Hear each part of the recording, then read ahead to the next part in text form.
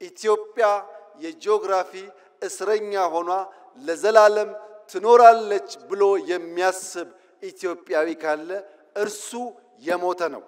በሰላም በዓለም ሕግ መሰረት ኢትዮጵያን ከዘጋት በርና ድሃ ካስባላት መጠሪያዋ መገላገል አለባት ብለን ስለምናምን በየትኛው መድረክ ከኢትዮጵያ ጋር በሰላማዊ መንገድ ለመነጋገር የሚፈቅድ አካል ካለ እጃችን ከምን ጊዜውም በላይ የተዘረጋ ነው። ነገር ግን ኢትዮጵያ የጂኦግራፊ እስረኛ ሆኗ ለዘላለም ትኖራለች ብሎ የሚያስብ ኢትዮጵያዊ ካለ እርሱ የሞተ ነው።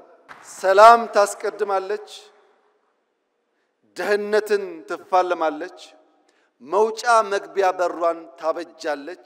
ይህ አይቀሬ ጉዳይ መሆኑን ተገንዝበው ወንድም እህቶቻችን በፈጠነ ጊዜ ለድርድር ራሳቸውን ዝግጁ እንዲያደርጉ ማድረግ ነው። ይሄ መንገድ የአቅምና የአቋም ድማሮ ስለሚያመጣ የአቅምና የአቋም ድማሮ ሲፈጠር ደግሞ የኔ ህልም ፓርላማው ለምስራቅ አፍሪካ ወንድሞቻችን ይሄን ያክል ቢሊዮን ይበቃል ይሄን ያክል አይበቃም ብሎ በጀት ላይ መከራከር የሚጀምርበትን ጊዜ ማየት ፈልጋለሁ። ኢትዮጵያ ማገዝ አለባት።